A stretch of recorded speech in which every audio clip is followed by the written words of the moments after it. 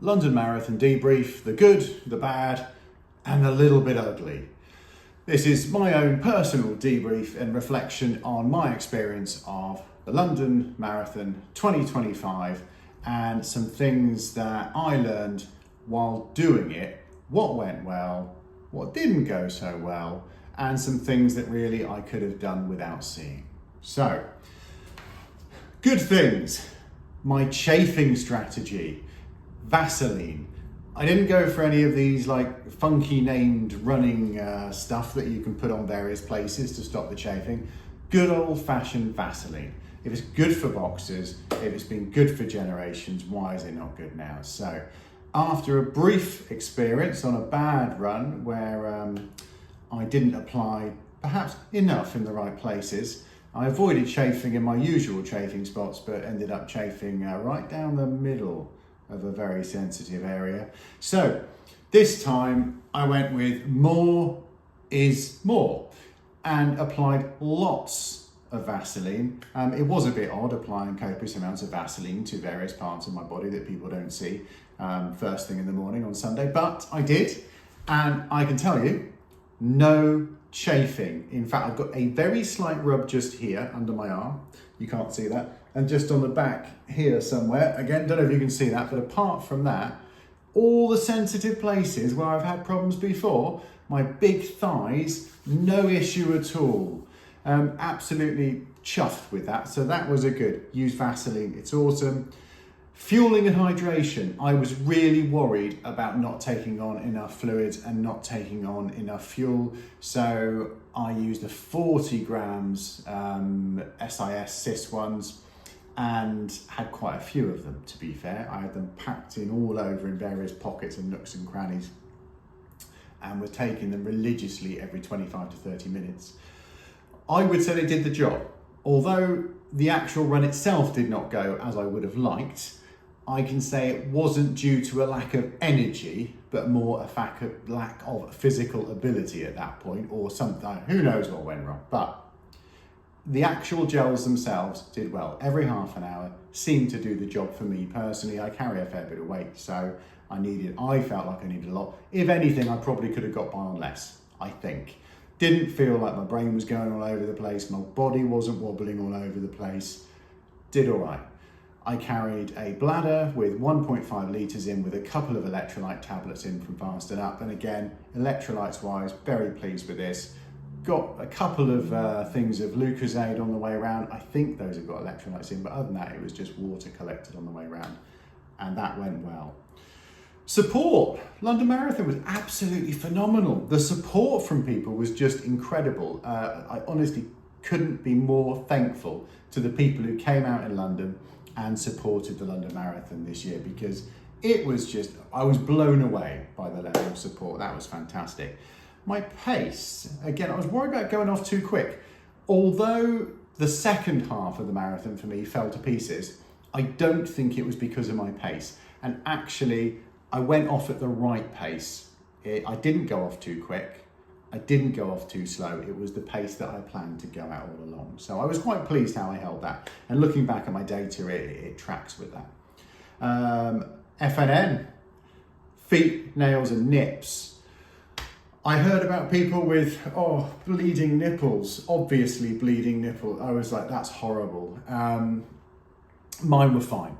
No nipple problems at all. Very pleased with that. My nails are still where they're supposed to be. No sign of any nails coming off. No bruising of nails, no loose nails. Absolutely fine. And my feet, although I had problems with a pain in my left foot, post-marathon, no problems at all. So I know now that my body is at least fairly resistant to certain things, and apparently my feet are top notch. Moving on to the bad, the not so great. Getting to the start line. This was poor planning on my part. I was so focused on all these other things, I kind of thought that getting to the start line would be the easier. And it was really, it was. But I do suffer from some anxiety. And getting to the start of something at the appropriate time is one of the things that sets off my anxiety. I like to get places early. I like to have a plan. I like to know what I'm doing. Even though I know this, I didn't make a very good plan. So when my plan on my phone from Transport for London said to get off the train at a particular station, and I noted that no one else in running gear with a number on was getting off the train. This worried me. But I stuck with the route plan and I got there absolutely fine. However, it meant that when I arrived, I was already a little bit up there. But this is just something some of us live with and we do learn to, and it was fine in the end. Once I started running, it all just disappears. It's wonderful, like a miracle. Running is a miracle drug, it is. Heat. This is the running theme of this year's marathon, is it not? It was hot. It was really hot. It may not have been the hottest year on record, but it was damn close. And that was a problem. I have not trained in the heat. I do not run in the heat. I do not enjoy running in the heat. I get hot running in 5 degrees in January in the rain and the cold. And it's just, so running at 5 o'clock in the morning, as close to zero as possible in shorts and t-shirt, that's me. I love it.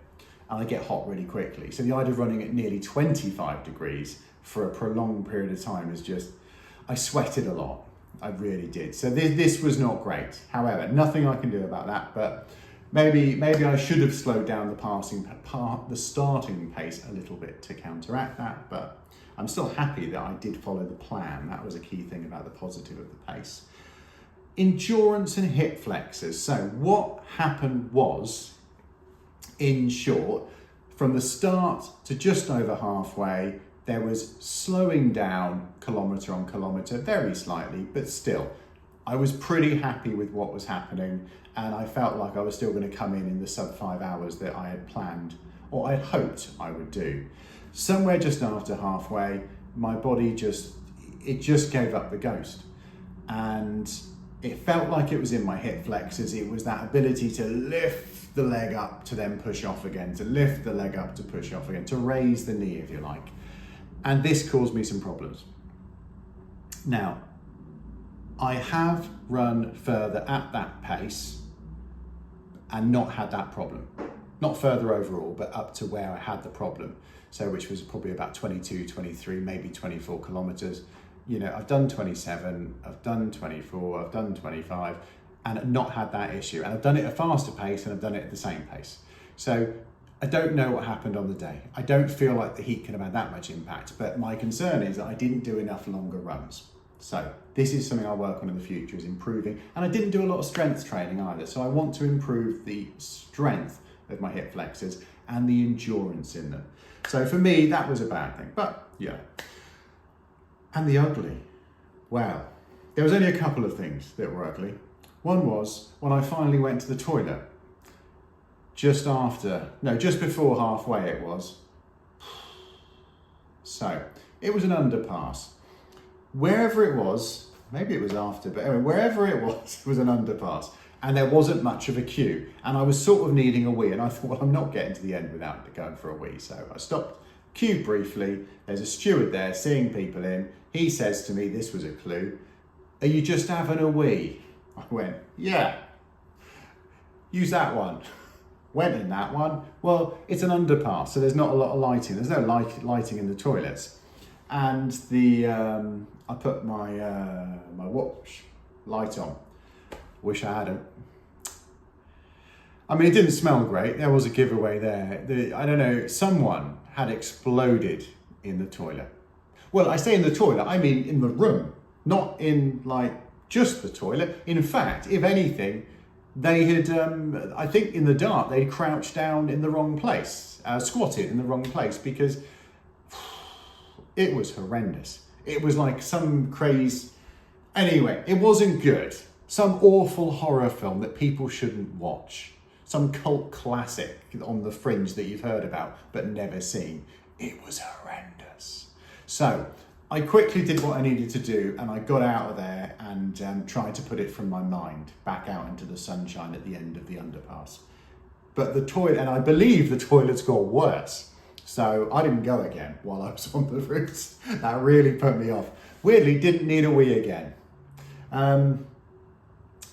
So the toilets. Running with the theme, although my nutrition was, I think, pretty on point, when I finished, I had a glug on something, some yogurt protein drink, and my stomach just started cramping shortly afterwards. I think probably the ridiculous amounts of energy gels without having trained my stomach for them.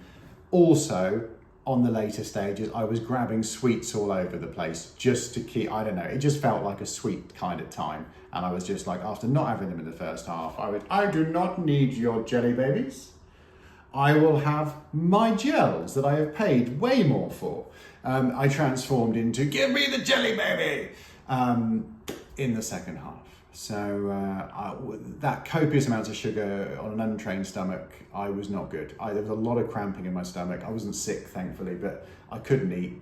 And I hadn't planned for this at all. The idea that I might need to plan for post food.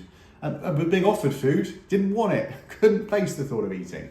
I did have a KFC later that night on the way home, but that was quite a bit later. Also, a lot of wind.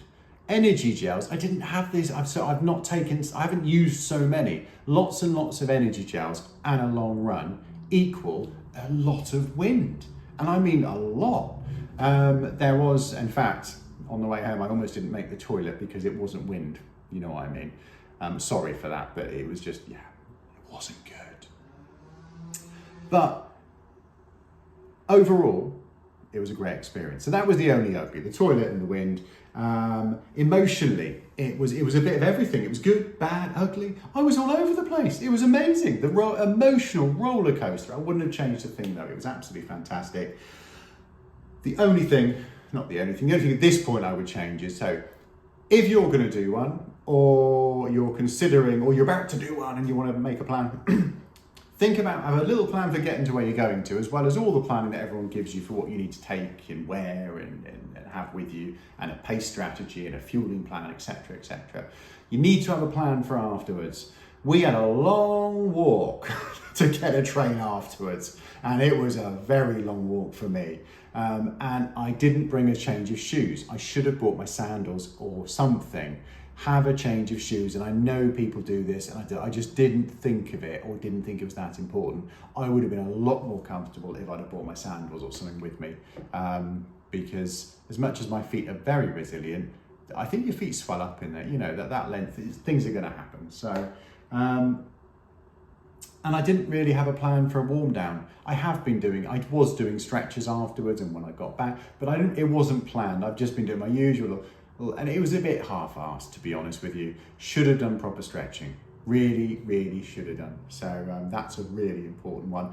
Over days, have a recovery plan. Hadn't got a massage booked, didn't do like a cold plunge or anything. I had a hot bath on Monday at some point when I had a minute, and a really hot bath. And I've been stretching, I've recovered okay, but I think I would have recovered better had I had a better plan. And the only other thing is, I do feel elated, but I also feel a little bit empty inside, because my sole purpose for the last, I deferred to the last 2 years for exercise, well, not my sole purpose, but a big part of my purpose, has disappeared. I do feel good, feel awesome. People keep asking me, and I feel I need like a recording to play to them, because I'm now, after being asked for the 100th time, I'm feeling like I'm not doing it justice. It's like, yeah, it was a really great day and it was a great time. Wasn't quite what I planned, but it was really hot. What support in London? And I just need to give it a bit more oomph. But you do run out of oomph as you go on, and people ask you so many times. It was good, it was bad, it was ugly. And you know what? I probably wouldn't change a thing, because it was one of the greatest experiences I have ever had. So if you're thinking about it, just go do London Marathon, get in somehow. It is the best experience. It absolutely is. Take care. Probably another video coming soon. What's next? That's what's coming soon. What is next? Watch this space.